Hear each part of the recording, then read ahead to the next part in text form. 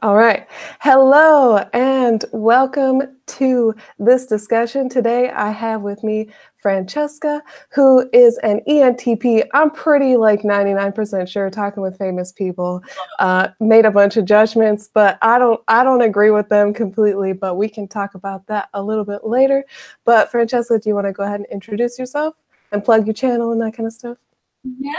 So I'm Francesca, and at the moment I'm doing my own typology information on my channel.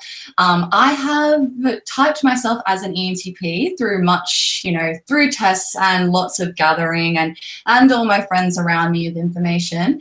However, I am now a little bit confused. I definitely don't think I'm an ESFP, but yeah, I'm a little bit confused because on my cognitive functions tests, I've been getting like INFJ now and on all of them. And then I was also talking to this friend who is an ENTP who's been doing typology for ages. And he just like went through all my personal history and he was like, Fran, I really think you might be a real INFJ. And sometimes I feel like an INTJ, so I'm really confused about the typology, but that's why on my channel I'm going to go through a little bit of a journey. And, people like you can help type me and typology experts can help type me, and maybe we'll just find that there's not just 16 types, like. Yeah, I've been thinking about that a lot. Like, how accurate can you actually be with the 16 types? Because I also think like there's male and female energies involved in them too. Like I've seen like significant differences. Like even like, for example, a gay ESTP is going to come off differently than a straight ESTP, and they're going to have different, things that they're interested in. And I don't know. I do think that like the male and female energy have something to do with it as well, like beyond introverted and extroverted with your different functions. And also, this is just a side comment, but I don't like that we separate thinking and feeling, because as I've gotten to know what quote unquote feeling is, I think that feeling is actual intuition, because you're coming to a judgment and you don't necessarily know exactly how you've come to that judgment, and you have to work backwards. Whereas TI is more like, I'm going to figure out what my judgment should be. Yeah, I completely agree with that. And I think maybe what we class, so the reason why I do like to talk about typology, even though I'm aware that it's a belief system that I shouldn't like fix on, but I do want to kind of add data or get data just from talking to different people about different ideas. And I think that maybe people that we class as feelers are just more naturally following their intuition, and they're kind of getting insights. And when they follow those insights, it works for them. And then they can kind of use logic on that. But maybe with thinkers, like you said, it is a little bit the other way around, because for me, it's not like I don't get feelings. I do think I'm predominantly a thinker, but when I get feelings, I'm very confused about them. And usually if I just follow them or go off on a whim, then bad things will happen. So that's where usually my logic, I kick in. I started using my thinking in regards to all the feelings that I got, because I was like, all right, this feeling doesn't make sense, so I'm going to try and be logical about it in the moment and figure out what the best step forward is, if that makes sense. And then obviously there's some people that are a balance of that. And yeah, that's an interesting point that you bring up. Like it's like you don't trust the feelings that you have, and like when you have followed through with them, they didn't work out. And my boyfriend experiences this a lot too, and that's why he doesn't often trust his feelings about things. He like sets up, well, he calls them like expectations. Like he sets up these expectations for how things would go, and then they never end up that way. So he's like, I can't expect anything. And I'm just like, well, I like to expect things and not really like hold all this faith that they're gonna happen, but just think like, hey, it'd be really cool if they happen. But I don't know.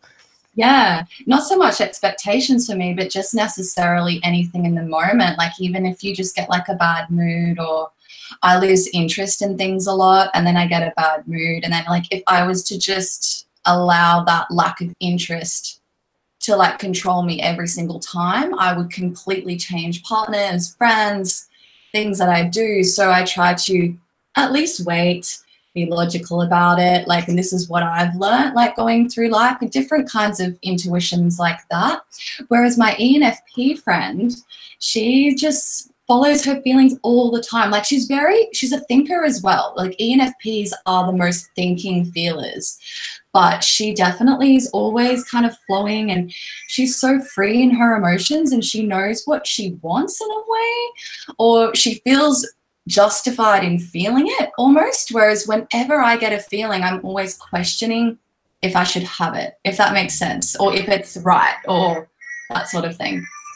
Yeah, I think that is kind of indicative of TI, because I was talking to this girl who's an ISTP, and basically like because she's an ISTP, FI is like literally the bottom on her stack. And she says like she'll sometimes get feelings, and she'll like have pretty intense feelings about how like of her opinion on something, like, hey, like this isn't right or whatever. But she'll try to like overcompensate by having like a logical reason for it, and she won't really accept the feeling until she has that like logical reason to go along with that feeling, because the feeling, I don't know, maybe it's because like a feeling is less, what's the word? It's not like as comprehensible as a thought, maybe. I don't know. Yeah, maybe two feelers, or some of my friends, they really seem to be able to understand and flow with it, and there's no problem. But for me, like a feeling brings like a million possibilities, and I can't just like feel it. I have to really like see all the reasons why, and then I get really confused. Like I just don't know how I feel sometimes. Like obviously sometimes I do, but only after I've thought about it, I guess. Yeah, and I have another friend who's an ENTP, and he's really similar to that. He knows logically what he wants, but like the passion is harder to latch on to. Like you have to work to have the passion behind it. Yeah, I agree. Like I'm a very passionate person in different moments, and it'll come up for different interests, but it so quickly wanes as well. So then I kind of have to think about it to bring the passion back, or at least try and be a little bit more stable in my life. Because I mean, that's the best way for me to grow personally, because when I wasn't doing that, it was way too chaotic. And yeah. Man, okay, so like when you weren't paying attention to the logic behind your feelings, like you would get lost, and like things wouldn't go as well as they should have, basically. Yes, definitely. Interesting. Yes, and I don't know if you've ever watched C.S. Joseph much. I know that he's a little bit hard on ENFPs. But I love it. But I think it's probably only because, like, him as an ENTP, I noticed that with certain types, I think that he's really had experiences with certain types. And some, like, even though you can tell he really likes the type, and or that he really sees how powerful they can be, which he does with ENFPs, I think that he just goes way too far sometimes, like with INFJs as well, I noticed too. And, you know, because he's had, I think, a few INFJ, or one INFJ partner maybe, and it's all the bad stuff first and like so intense, and then he'll get into the kind of good stuff. And I'm like, well, you could at least just like talk about the good stuff and then how it leads to the bad stuff. Like, you know, but yeah, so like with my ENFP friend, she's always was, I don't know, like I feel like my FE really, really developed from having a friendship with her and living with her, because it was quite a difficult time in my life, and for her as well, I'm sure. But around the time that we met was like 4 years ago, and I was way more logical even then. Like I just would literally, I completely cut off from my feelings, because I'd been through a lot of strife with them, and I'd been through kind of what C.S. Joseph calls ESFP superego. Like I really relate to that, just like burning everything down when you're not liking the situation that you're in. And for me, that happened twice in my life. I might go into it on my channel. A lot of drugs involved, that sort of thing. And it affected a lot of people around me. And it was all a result of like, yeah, bottled up feelings in a way that I wasn't really thinking about logically, and I just let them explode because I wasn't getting myself out of the scenario. And then through being with her, again, it was kind of her teaching me how to open up more to those feelings and just how to see the feelings that were inside me, because she could see the feelings that were there. Of course, like I have feelings, but I was always talking so logically about it, and she was always trying to get in. And that was very draining, but I definitely learned a lot. I don't know if you find yourself doing that with your ENTP friend or... Oh yeah. We definitely, like, ENFPs want to understand your motivations behind whatever it is that you're doing. So like, it doesn't matter who we're talking to. All we're looking for is like what motivates you, and we're trying to find that. And if you don't know what it is, it becomes our personal mission to help you find out what it is that motivates you to take action on whatever it is. And if we can tell that you're, we just go out of our way to pull that out of people. And I think ENTPs and ENFPs get along because we search for your motivation from you, and you search for our logic from us. Like, we kind of balance each other out in that way because we have a lot of NE, so we have a lot of idea creation. So like when we get together, it can be really stimulating conversation, though sometimes overwhelming because you talk about too much and then you have to process it. I know. There's like no processing going on sometimes, I find, with my ENFP friend. I have an INFJ friend, and we tend to process a lot more. Like, she'll be like, okay, wait. So like, da-da-da-da-da-da. But with my ENFP friend, it's just like, wee! Like, we just go on forever. And then at the end of the conversation, which could be going on for a day, you're just kind of like, what? Why? What did we like? What were we talking about, and what was the point? And did we learn anything? I think that we did. We had a few revelations, but yes, I think like an ENFP and an ENTP put together in a room can really show you what NE is, and we really like feed off the NE. But like you just said, you kind of lose sight of the long-term goal of the conversation. And it just ends up being like, oh, this is so cool. Oh, this is so cool. Oh, this is so cool. And then then the rabbit hole situation happens. But that kind of brings us into this whole idea of like a belief system in general, like when it comes to personality, because like even as you were saying a little bit earlier, like for an ENTP, you can turn into your super ego, which is an ESFP, which like seems nothing like an ENTP, except that you're still like an observer lead. So what is your feeling on Myers-Briggs in general? Well, I've always been really, really called to understand people. I've had this from a young age, and I've always tried to find patterns in people and systematize it. I think you even said in one of your comments to me on the first video that we met on on Eric's channel, was that you were like, yeah, you could be an ENFP because you like to make patterns too, about people in particular. So I've always definitely loved doing that. And I was, when I was younger, that's why I like, number one, I have changed so much since I was a child, like youthful years where your type is supposed to fix. And if my type was so fixed then, I definitely was either an INTP or an INFP.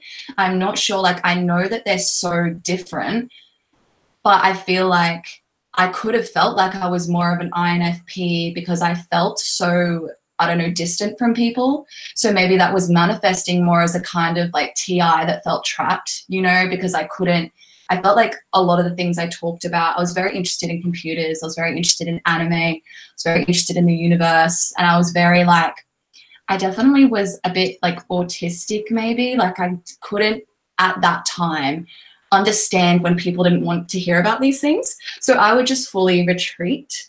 And now I'm completely different. I'm completely different. Like, I've changed so much, and I'm trying to figure out if that's to do with, you know, shadow integration or subconscious integration, or if it's just that type completely changes. So I like Myers-Briggs, and I like typology, and I like the Carl Jung, like depth analytical psychology. But at the same time, I get confused because I often get into these like times in my life where I see above a belief system. And then when I'm looking at it from above, I'm like, well, that's just a belief system. And then belief systems can cause all sorts of actual real things to occur. And you, like you said on your recent video, I think it was, where you were like, what if you think you're this one type your whole life? And then you become that type. And then Eric did a rebuttal to that, I think.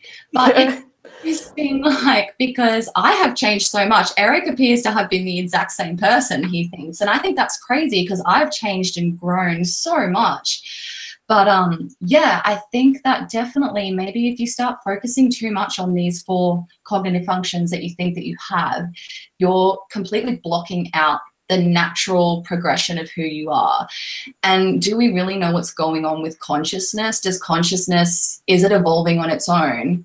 And is it changing personality? Like, as we grow and we're born, like, our personality is changing. Is it trying to upgrade these limitations that we have? And if we continue to like put this system, I don't know, onto ourselves, even though we're trying to discover more, and that's what I guess that's where I want to, what I want to do. But it's still, I get worried about like fixing to it because of that. Yeah, I actually really resonate with that a lot. That's something that I also think about too when it comes to personality, because I don't think personally that the whole purpose of personality is to become a personality. It's to like overcome your personality and find a balance. And I was even just thinking a couple nights ago about just how the brain actually works. And I've wondered, are we really more of just like, here we are in the center and we have these things that we focus more on, and that makes us not as able to see the other things. So really, whatever our personality type is, our like natural bias that we've created from, I mean, it could be a combination of your experiences and your biological predispositions in your brain, but how much of your biological predispositions actually matter and how much of it is because of you're around your parents and stuff. But you know, that's now fully like, it's not even, this is something I totally think about all the time. I fully go down that rabbit hole all the time. Like, even with the archetypes of or just all archetypes, like even male and female, like I know that it's biological and I know that we have differences and I think we should work together. That's the ultimate goal for sure. But how much of that is like just programmed archetypes in the collective unconscious? And then like obviously biology is biology, but how much of how we act or say or do or think, like how limited are we both in that sense, if there are programmed kind of unconscious patterns in the collective? And we know that there are, because we've done studies on babies and children know monsters' faces or things like that before they've even seen them. And they know what scary things are. They have like bad dreams about these sorts of things before ever being introduced to it. So there is some sort of strange thing at play where we already have downloaded or have some connection to, I think, archetypes. Yeah, and that kind of makes me, what you're talking about kind of makes me think about, I don't know if you ever studied philosophy, but like Plato has this whole idea of the ether and how there are always two opposing ideas that can never touch each other. And if they were ever in the same place at the same time, they would cease to exist. Yeah. Which is kind of exactly what you're talking about in my mind. And I've also wondered, like, are we just more connected and less biased when we're children, when we're looking into that universal knowledge so to speak, Yeah. and we just build biases based off like this objective reality that we're like observing and are part of. Yeah, exactly. And that's, it comes back to even why I can't fix on anything with beliefs, because it's the same, like I told you, in my spiritual experiences. When I was playing around with lots of drugs and yoga and meditation, I saw those two opposing ideas, if you want to put it, if you're talking about the ether. And I did study philosophy, but I don't remember that part. But yeah, I feel like there were always these two opposing ideas, and it's one being the dark, one being the light, one being the yin, one being the yang. And they are always kind of fighting for your attention, almost like energy systems. And they need our attention to survive. In a way, they need people to believe in one or the other for it to survive. So it's kind of like always pulling in both directions. And that's why I just could never fix on anything, because I felt like I kept seeing above it. And that's why, of course, when I started studying Chinese medicine, because at first the chakra system, I was kind of really into that. And then I had what they call a Kundalini awakening. And I don't know if you've ever heard of that. It's like, maybe explain it a little more. I probably haven't, I don't know the exact term. It sounds familiar, but like I said, you might have to explain it more for me. By the term, I don't know it. I'm sorry. No, that's fine. It's in the Eastern religions. They believe in the chakra system. And then the Kundalini is supposed to be like the serpent at the base of the spine. And it wakes up, and basically it's supposed to move up all the energy centers in your body and turn you into this enlightened being. And I was playing heavily with this kind of energy and like moving it and waking it up. And then one time I did experience a Kundalini awakening, and it was like an orgasm in all the 7 chakras of my body, and like even in my head. And then I walked around for days, like feeling things on my body, feeling like energy changing and shifting me. And then so that was one belief system of the energy, and God knows what I opened myself up to. Not that I believe in it, but this is a whole nother video about that kind of work.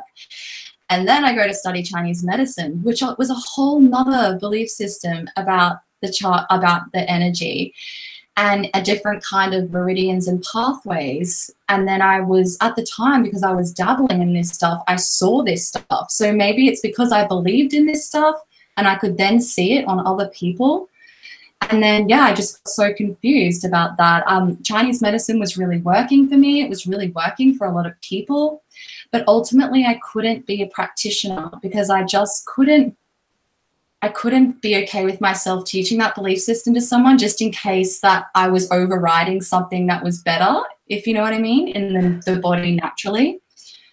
Right. So, and that kind of brings us back to what you said a little bit earlier about how like you don't want to stick to one particular belief system about like the energies or whatever system it is, because it might not be 100% true, and maybe it exists so that some people can believe it completely and it'll really work for them. And that's why there are so many different systems, so we can all find the one that works the most for us, that connects us to whatever these energies are. So like, I would like to ask you, I mean, what do you think these energies are? Like, what are some of your hypotheses?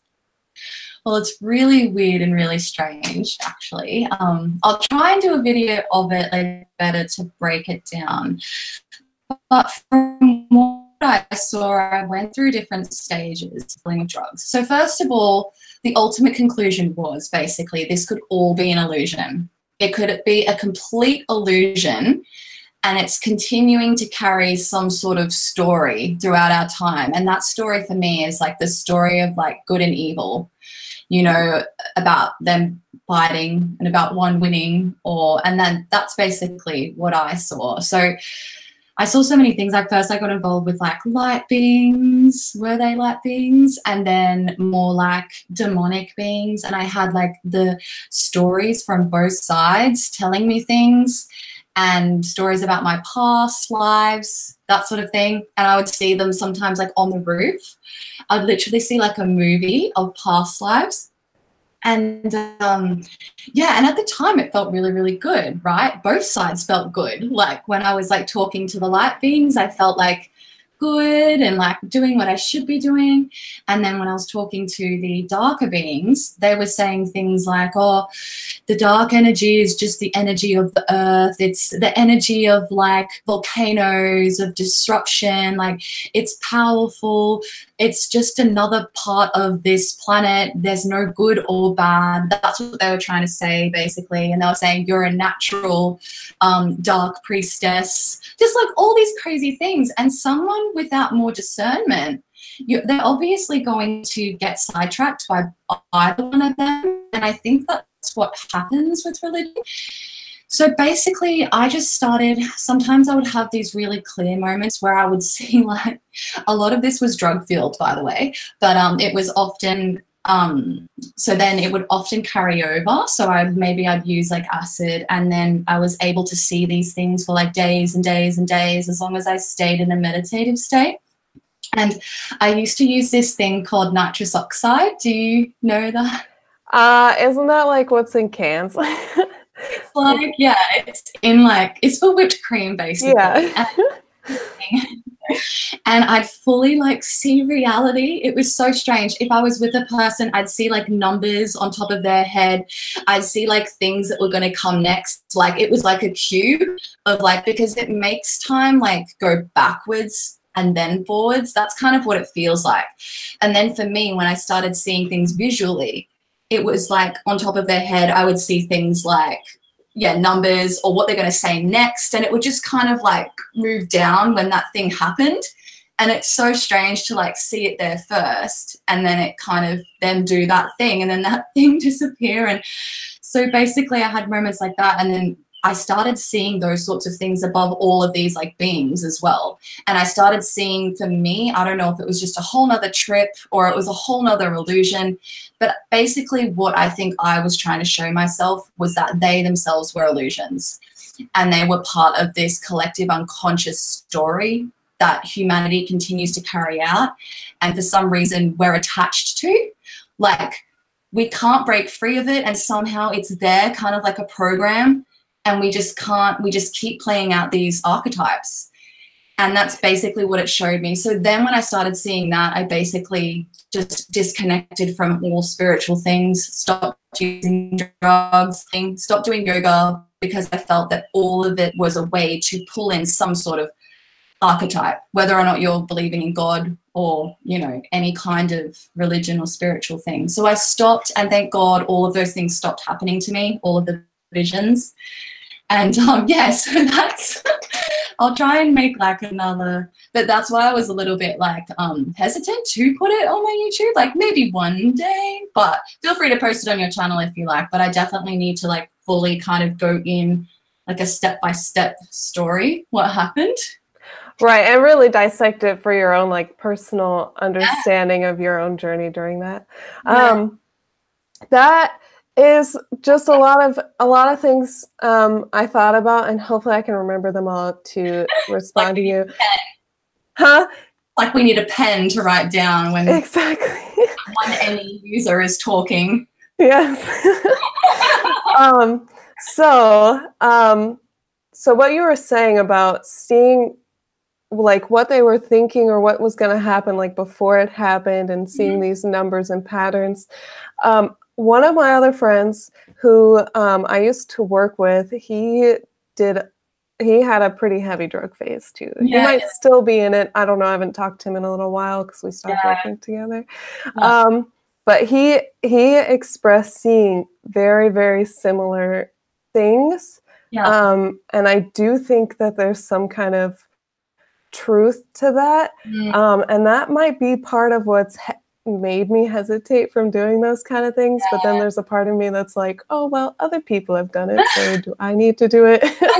Okay, I'm surviving, you know. She looks like she's turning out okay. Yeah. But that whole idea of like us being kind of stuck in a loop is kind of the rough summation of what you said. Yeah. Sometimes I really agree with that and believe that as well. Like, I have had this recurring feeling like my entire life that I've already lived through my life and I'm just watching it again. And I don't know how many times I've watched it. And sometimes it feels like I don't have any power to change it. Like, it's already going a certain way. But then you also talked about like a universal unconscious being, which I have also had that kind of feeling many times, but I would call it a universal consciousness, like a greater consciousness or like collective consciousness, where it's everything that we're putting out. Like, if you, I think you've talked about the law of attraction before. Okay, I was like, I think so, but I do think that we're all putting out these energies and these basically like magnets out, and we're trying to pull things into ourselves, but everybody else is also putting them in so they can get kind of mushy, or like, you know, they can miss their destination because it's too unclear because people aren't intentional enough.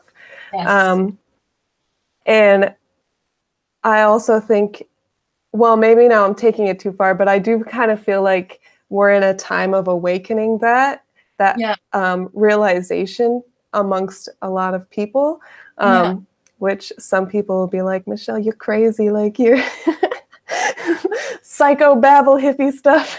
No, I fully relate. I definitely used to think that as well, but now I'm just on the fence about it. Like, now I can't decide on what is happening, but I fully relate. It doesn't sound hippie to me because, like, there's definitely like, we are all consciousness, we are all just atoms, we are all just vibrating. Like, something's definitely going on there, and hopefully there is some grand awakening or something that's meant to be happening. But now I'm just like, I don't know. Right, because there it comes to your TI is like, well, I don't know if I can trust this, so I'm just gonna keep an open mind to either option. I don't want to attach myself to this feeling, because what if this feeling doesn't happen? No, I don't know. For me, it's not. For me, it's like, it's going to happen regardless of whether or not I believe in it. But my belief in it could change the view that I have of it, or distort actually what could be happening. So that's why I try to not attach to an expectation, but just see it as it is in the moment. That's a really good, interesting way of looking at it, and something that I think I've been kind of working on, and I don't know if I want to go into full detail right now because I haven't worked out all the details, but I do think that there's like, you know, kind of archetypes of how we like to be, like our main way of being. So I kind of break it down into like a biased observer, or an observer with bias, or a rememberer that likes to take action, or an action taker that uses their memory to guide it. And I'm using bad words. I'll come up with better words eventually. That's cool. That's, even if it's not completely finished yet, like, just the theory of that sounds awesome. Yeah, and I think, well, because I've been thinking a lot about, like, you know, your sixth function is like, for some reason, stronger than your fifth function. And I've been thinking, like, is it actually stronger than both your fifth and your fourth function? Is your third function the most balanced? Like, if you're looking at the dichotomies between like paying attention to connections and paying attention to reality, and paying attention to tasks and paying attention to relationships, those like two major dichotomies. And then writing it down, so sorry, I don't even have my notes open in front of me to kind of clarify. But yeah, I mean, it definitely sounds like, based off what you've described, that you are, or at least prefer to be, an observer and you want to be unbiased in your observations. However, the like catch-22 is that you need bias to be able to hold on to any of your observations. Otherwise, your observations would just go in one ear, out the other. Your bias is what helps you latch onto those observations and remember them. So like bias and memory are very so interrelated, and observation and action are very interrelated. And it's your balance of these four modes of being that allow you to act. So like if you are a lead observer, then your action functions are going to be the most balanced, which for an NE or SE Dom, your most balanced functions would be your FE and TE, which is taking action on these observations that you've had. However, ironically, when you're taking action, it closes off your ability to observe your weaker observations. That makes sense. No, definitely. That's really, really interesting. And I think that something like that kind of happens with me. So obviously, what I go through is obviously because of this. Maybe you're right. I do need that bias there to even get to the observation. So then what happens is I continue to try and break my beliefs. So if I have a certain belief, generally if a belief is there, and they do form, they have to form sometimes, particularly when you're doing something over and over in a certain way and you know that it's the truth. But then whenever something else is presented to me, I don't generally go looking unless something is presented to disbelieve that, but then I will try and change instantly. But then it's really funny because I kind of forget it. So this is really interesting. So are SI users supposed to really be able to recall their past memories? Is that what SI is more? Because I'm reading a little bit about that and I do not have that at all. Like I feel like I deal with feelings, I deal with observations, I deal with beliefs. Whenever I notice they're happening in the moment, I write them down or I journal about it, and then I try and clear them or I try and become more neutral. I don't know why. Whenever I'm not neutral, things go wrong for me. So I try and become more neutral, and then it's like it's forgotten. And then I'll go back through my journals and I literally I'm like, whoa, I don't remember any of this. And it's because I don't hold on to the feelings, or I don't know. It's really strange. What are your thoughts on that? I feel like I go through something really similar, and I kind of want to share with you something that happens to me and kind of, see if this happens to you as well. But like, I'll come to a new conclusion about something, about whatever it is that I've observed, and I'm like, oh, okay, so this is how it is, or whatever. Like, I've come to that decision. But then maybe in the same breath, maybe a week later, maybe a month later, I'll say something that's an old belief that I didn't actually think of when I was breaking down that original belief. And then I'll say it and realize that I've contradicted myself, but somebody has already realized that I've contradicted me and torn me down for that contradicting thought. And I think that's what happens when you have high NE and low SI. You just have trouble organizing your memories, like because because memory and observations are opposite of each other. And if you're really good at observing, you're going to be pretty bad at remembering, and vice versa. And something else that I've been thinking, because SI is a memory of experience, and NI is a memory of connections. So when in the moment you're paying attention to connections, the memories of things that are actually happening are going to be saved more likely in your brain because they're going to be more profound to you. So like when I think back on my life and my memories, I don't think about generalities of my life. I don't see like the patterns in my life, but what I do have are very distinctive, visceral, sometimes visual memories of things that have happened to me. My ENFP friend, I wish I could just say her name. I feel so bad, but then I'm like, how, you know, you kind of worry, like, should I just be talking about my friends' whole lives on the internet? Right. I'm really open, so I forget that other people are not. But same. Yeah. But she gets this thing, and quite frankly, sometimes it annoys me a little bit because it's like I said, she brings up a lot of emotions, and every ENFP is going to be different. A lot of these very visceral things that have happened to her, and usually it's always a negative thing. And she'll bring it up over and over again and forgot that she's told me about it in a way. And any little thing, so maybe it's like orange or something. Oh, I think sometimes I make her orange vodka drinks. And she is just like, oh, no, I'm not having that. I'm like, oh, that's right, I forgot. And she's like, she'll go into the full story again of this one time that this vodka drink made her vomit. And I'm like, well, I know that things have made me vomit, and I know that I've gotten sick, like, of certain things, but I don't remember it, and I don't, like, link that thing to that feeling.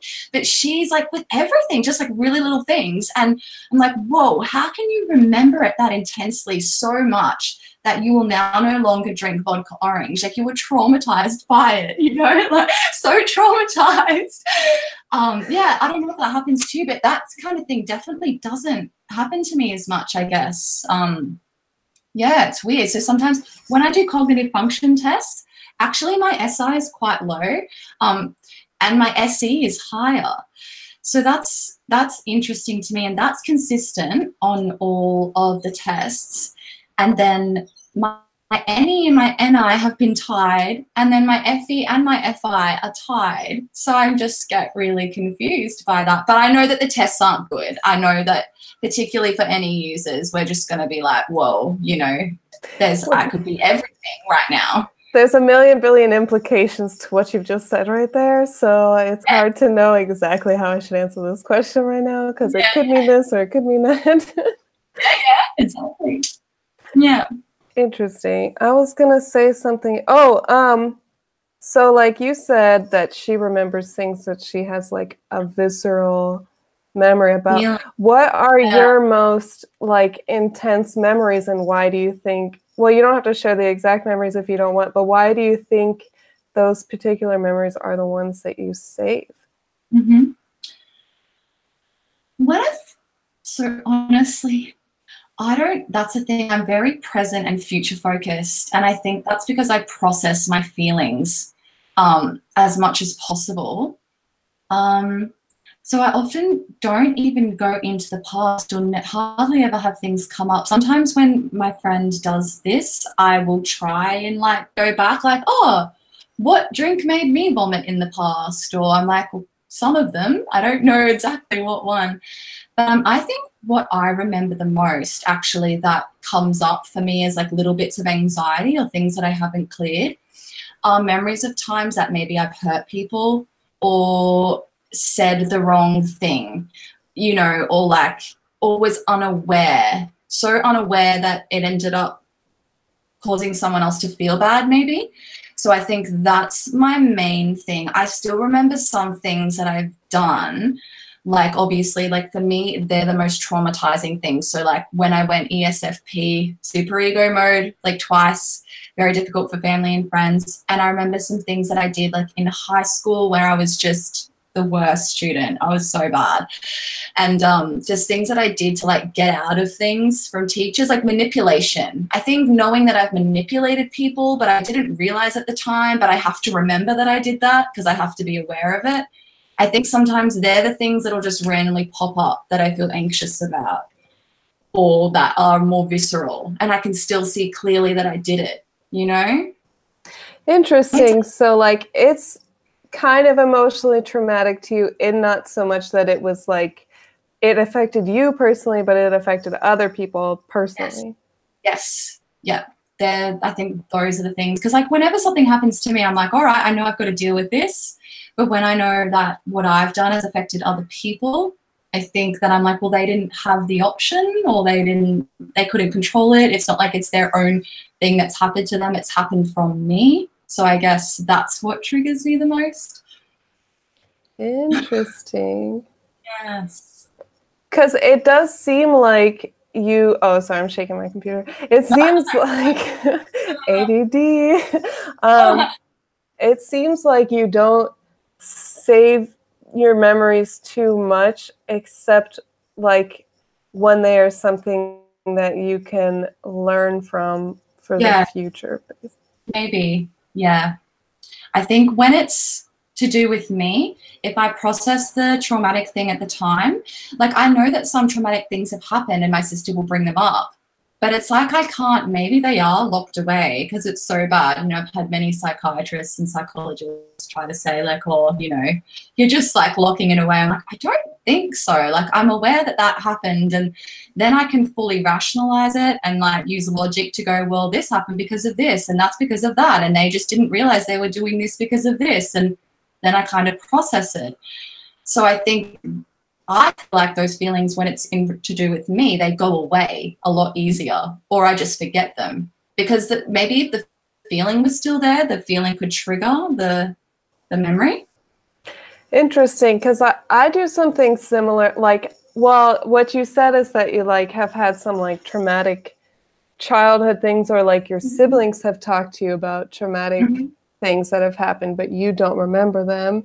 And that is something that I struggle with as well. Like my siblings have all told me about things that my dad has done that I'm just like, what are you talking about? They're like, you were in the room when it happened. And I'm like, I don't remember this at all. Like there's no memory to it. And I think maybe it's like an NE thing. We just don't want to like, what's the word? We want to like see where everyone's coming from all the time. And so we use that to rationalize why things have happened. Yes, I think so. Yeah, my sister's an ENFJ. And so she's constantly just bringing up memories of like feelings or how things made her feel as well. Not so much of trauma, but just of anything, like anything that had like a feeling associated, she can remember.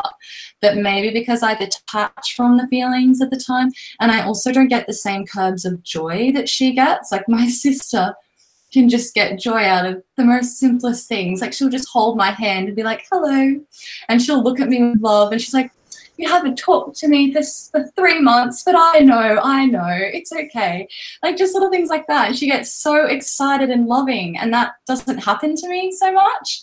So then I think that I also don't necessarily remember the good stuff as well. It kind of just all meshes into, that's my past, and now I'm dealing with the present. Interesting. Yes.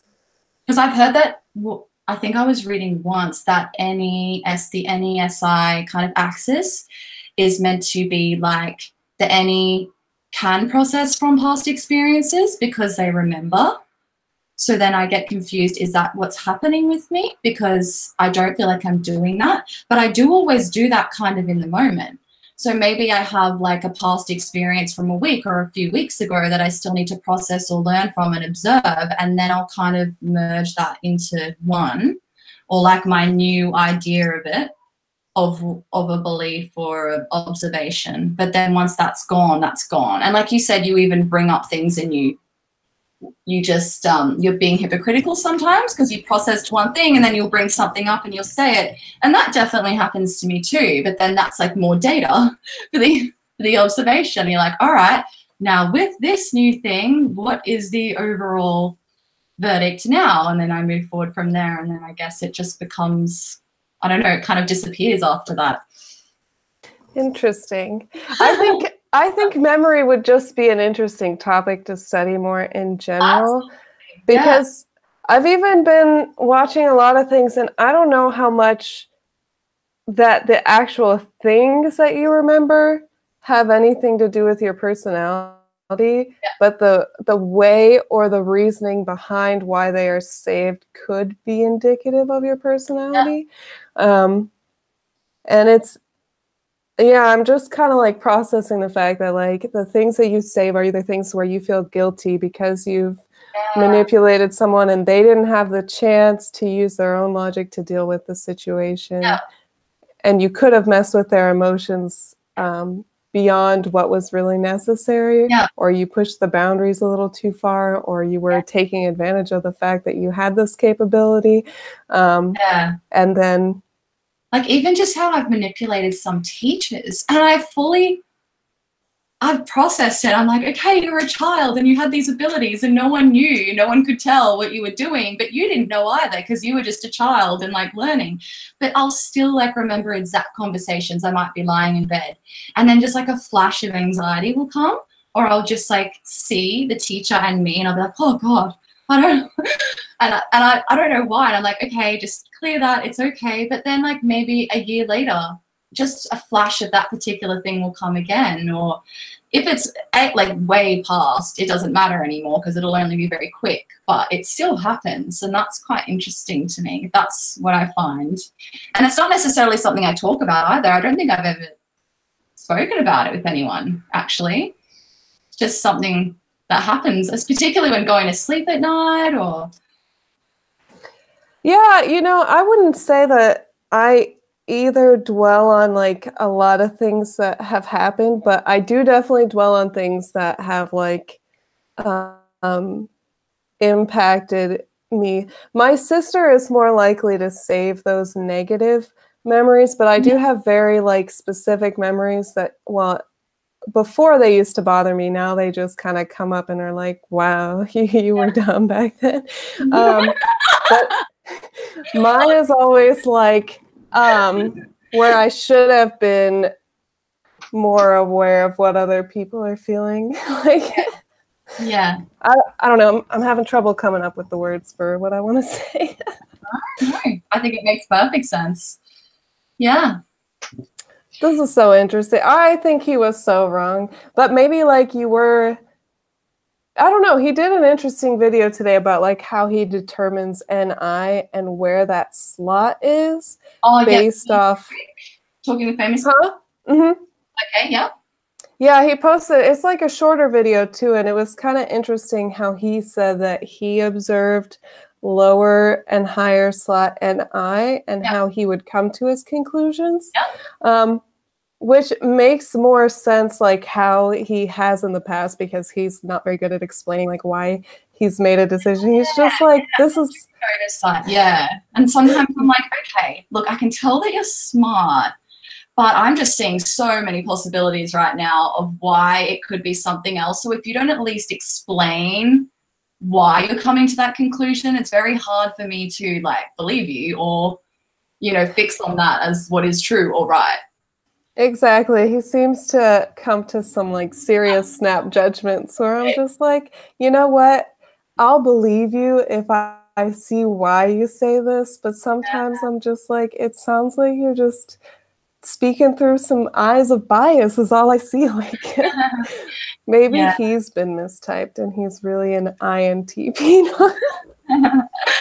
It's interesting because in that video though, like I know that I was commenting to everyone and it probably seemed like I was very like feely about it, but I wasn't. I was just there at my computer being like, yeah, but what about this? Like blah, blah, blah. Like, but I just do that. Like, I don't know, like because I want to be proven wrong in a way. And it's kind of like, but that couldn't be proven wrong by anything he was saying or, you know, and he fully just didn't reply to any of my comments because I wanted him to interrogate me because I was like, I want to do that series on my channel now because I want like to get C.S. Joseph to do me, to get Shannon and Dave from Objective Personality. That would be cool. Yeah, they did look at my video. I joined up for their class and they saw NETI, but once again, it's just like a video. So I'm like, well, you can't know because sometimes I'm very different on each day. And I don't know, you probably experienced this too. And it's really, really funny because that video that he showed, I looked at that and obviously I'm so different in real life. But I think I was trying to, like, when I first learned that I was an ENTP, I was like, all right, I'm going to make a video and I'm going to be, like, really fun about it. And I'm going to be really, and I think I was being really SE about it. And I think that's why he saw that. But to me, when I look at that, I'm like, oh, God, that's like a typical example of SE demon or low SI, because for me, I don't always care about the experience that I'm going to give people in a way. Like, sometimes, like, I'll even talk about this in some of my videos, but sometimes I act like super I don't know, like kind of like a performer, like an ESFP, just to calm people down. And I think it's a little bit selfish in a way because it's like, it's a bit manipulative, but it's so everyone can kind of think I'm just happy and fun, which I am. I'm just easy and I'm flexible. I'm not judging you. It's really hard for you to offend me. So I don't want you to feel like that around me. So then you can be yourself. So I'll do that at the beginning with people usually. And I think that's what I started with on my videos. And then after watching a few of them, I was like, oh, that doesn't really work because it's not really me. But it was really interesting to see him like go to that video and make that snap assessment, kind of like that. But yeah, and what you're describing, I've seen other ENTPs that I know do exactly that same thing. Yeah. Like you use your SE to affect people's FE, so you can use them better. Like you can have more to gain from. Because I think any DOMs are always looking like, how can we gain knowledge from this situation? Yes, that's what it is. It's so I can gather data about people while they feel comfortable. And then I can also become more flexible. Like that's why I think when people first meet me and then after like a few months, they're very different about me and you can tell their opinions have changed because I'll come out like more depending on what I know they're comfortable with. And I think, like you said, you're afraid of offending people, but I am a little bit too, I think, because I think, yeah, with SE Demon in particular, so I've had this issue in my life of going like way too deep too quick.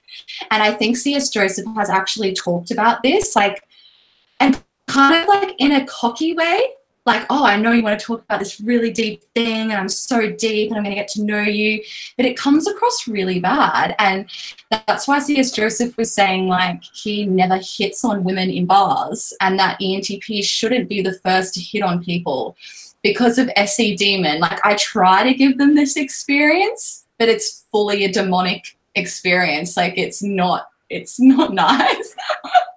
So I think that's definitely something that ENTPs can do. And I have seen a few of them on YouTube kind of do that as well, go into the ESFP mode. So interesting. Well, that would mean that I would then have an ESTP demon.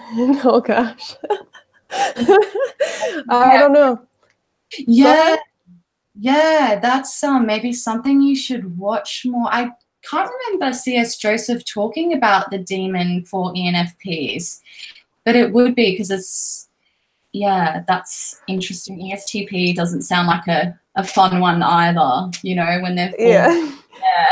All I know is that he called ENFPs thought vampires. And I was like, well, yeah, we are. And like, even my boyfriend was like, you know, on our first date, it was really great, but you just kept asking me why I feel certain things and going way too far into things and wouldn't stop. Yeah.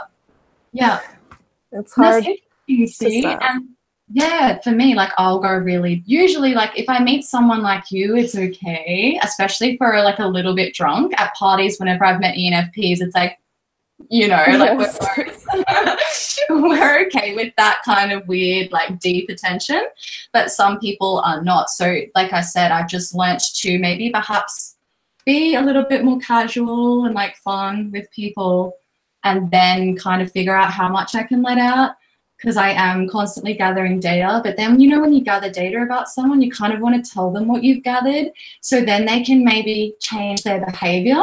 And then you'd like to see how they act with this bit of information. So you have to kind of figure out when you can do that, I guess. Yes, I think that that's in anything as well, that we want to like fix other people for them or fix their problems because we see them so clearly and we're just like, oh, you could just so easily take care of this if you just did like this and this. Like, but we have different focuses on like, because you're even saying you would like to see how they react to this information, how their person would change. I would be looking at like how what they do changes, right? Which is, I think, similar, but I think different. I don't know. What do you you think I about? think it's similar. And I think maybe too, you'd be looking at more of the feelings though as well. Maybe. And I think that's why you said with your boyfriend how you were in the beginning constantly trying to get the feelings. And this, my ENFP friend was doing to me a lot. Now she knows to kind of not do that too much, because I'd get very drained, particularly like living with her, because I'd have to go into like all this analysis of this feeling. And then I'd be like, yeah, but this could be this and that could be that. And she's like, yeah, but you should just feel it, you know? And I'm like, yes, but then if I just feel it, this leads to this and this and this. And it would sometimes be an hour conversation over just one little feeling that I'm like, it's not like I was ever pushing it down, you know? I knew that it was there. Oh, hello, nice zoom in. Oh, I readjusted. Yeah, so maybe you'd be looking for that too. I think I would definitely look for what they do. I think because in a sense I'd be looking for how they'd integrate that information, and then what happens then. Is there any new data? Like, you know, are they going to act differently or? Interesting. Yeah, you know, you might be right in that analysis, like that we are looking for the feeling, but because like I definitely know that like when I'm feeling emotional, I want someone to help me dig deep and understand where my emotion is coming from, and just like fully understand the emotion and why it's there. Especially if it's like a really strong emotion, I need to talk it out and deal with it. However, I've noticed that a lot of other people don't necessarily need to understand their emotion to the depth of the emotion. They're just like, okay, maybe I don't actually need to feel this emotion because I'm actually just trying to do this, and this emotion is distracting me from doing that. Whereas I would sit there this whole time being like, so why did this emotion come up? Because clearly it's distracting me and I need to solve it. So like for me, an emotion is something to solve. Yes, and this is why I think C.S. Joseph was saying that he still believes ENFPs are thinkers, you know, because that's still a lot of thinking you're doing in regards to that feeling. And I think with me, I will definitely do something similar if I really need to. But in most cases, because I've dealt with little things before, I know that it's something I can just ignore. And if I just observe it, it tends to go away, because sometimes feelings to me, they do have a purpose, but sometimes it's maybe just a distraction. Or there's so many things now in our environment and social media, and just the world is so different. And I feel that all these different frequencies can really affect us and take us away from who we are. So sometimes these feelings are not necessarily who we are, if you know what I mean. So most of the time I can just like, unless it's a big one. If it's a big one, like I'm feeling depressed about studying this thing I'm trying to force myself to do, and it's been like 2 weeks now and I can't get out of it, then I'll really have to look at it deeper and be like, okay, is this because, you know, I really don't want to do this, and I really have to understand it? And then I'd love to have my ENFP friend around to help me solve that. So Yeah, I think that's an interesting point that, well, I've kind of made this already to ENFPs. It's like, stop trying to solve everyone's emotion. If they want your help, they'll come to you, because obviously that's what you can, like, you can really think about them thoughts, but people don't always need to or want to. And that's interesting also too, how you talk about the different frequencies and all this stuff that's being like thrown at us, like social media is like constantly, all these notifications are going off. And like I've even noticed, like since I've started doing YouTube, I'm checking my phone a lot more and looking for notifications more. Me too. And like I deleted my Facebook a couple of years ago because of that exact reason, because I hated like my attachment to it. Like I hated how much I was using Facebook for kind of like validation, and it wasn't real, and it was taking away from my ability to have real relationships. Cool. And now it's like coming back and it's distracting me from like these other things that I want to do, like writing and stuff.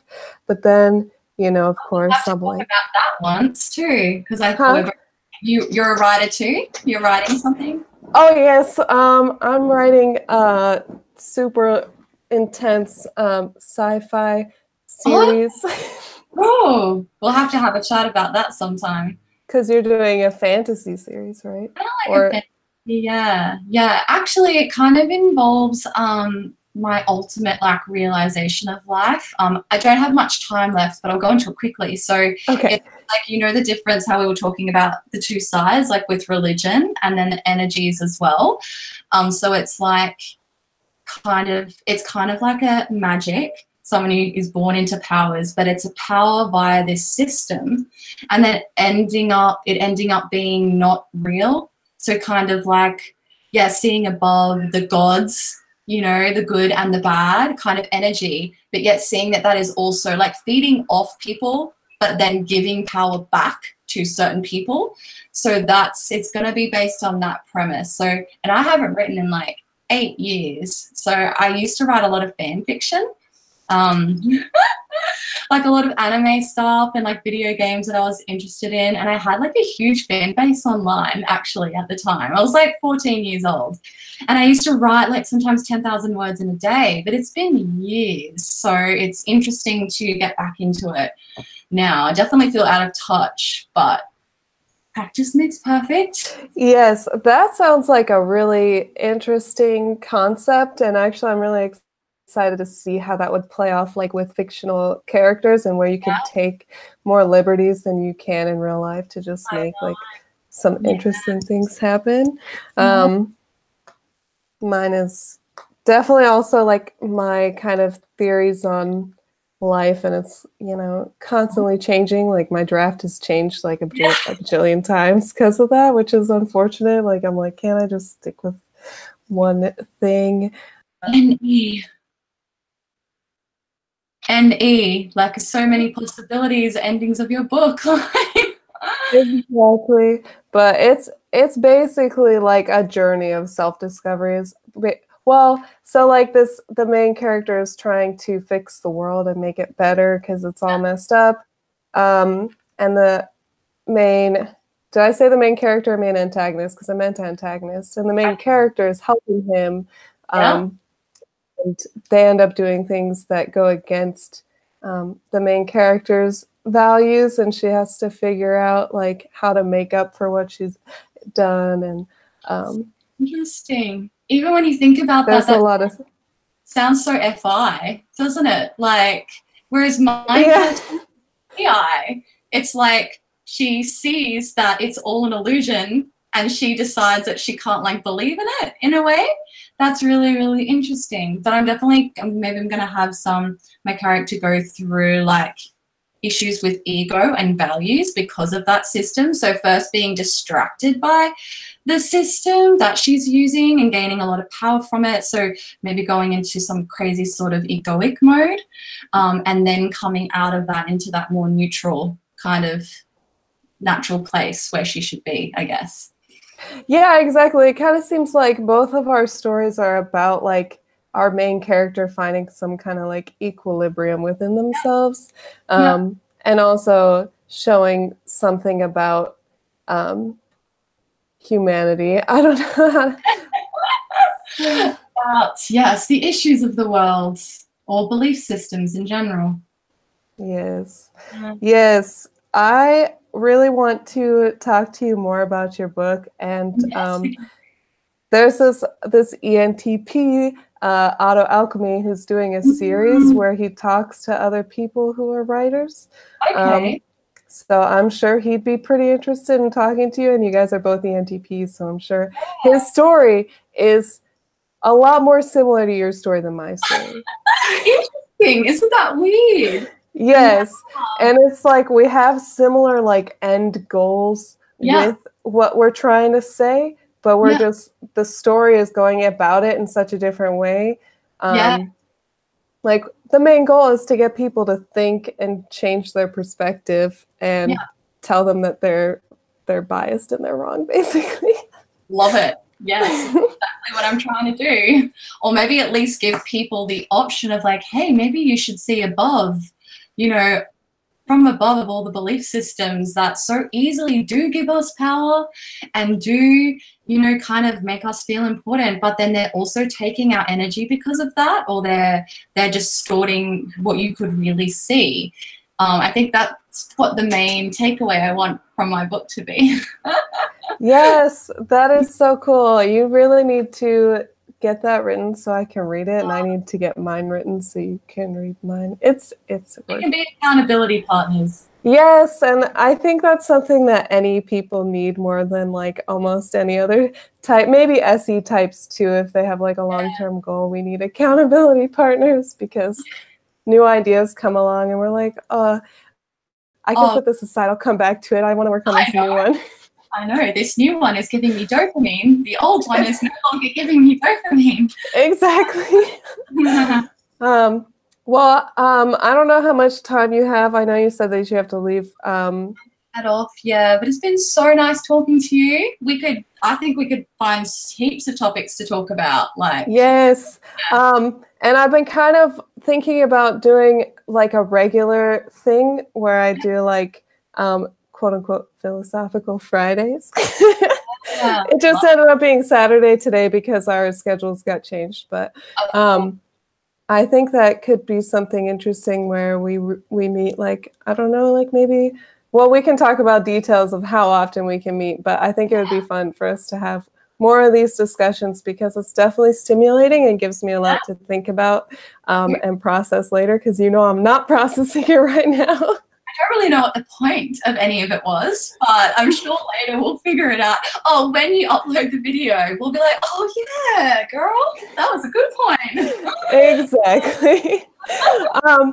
Well, again, anybody who's watching, I'm going to put her link down in the description. She's got some really interesting videos, and you definitely should check her out. There's some ENTP, and then there's some other interesting topics mixed in there. I can't remember what that one medication is called. It's like eluding me. Dexaprazamine or Dexamphetamine? Dexamphetamine, yeah. Yeah, that's something that I was taking for a little bit, which is really interesting. Good drug, but yeah, Adderall is pretty much the same thing. It's literally like meth, but just a couple chemical bonds changed here and there to make it look like it's not, but it still is. A really small dose of meth. It's fine, no problem. Yeah, right. And then they're just like giving that to small children. Anyway, I'm sure we could talk about that too. Another philosophical Friday topic right there. Yes, I think that would be a really fun topic. Just maybe drugs in general. We could. Yeah, I love talking about drugs. So yes.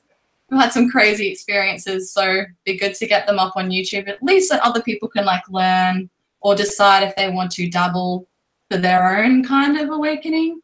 But yeah, absolutely. Like, well, I mean, we can talk about this later, but you know, drugs can be good, but they can also be abused, just like anything. So use at your own risk. Right, children. Okay.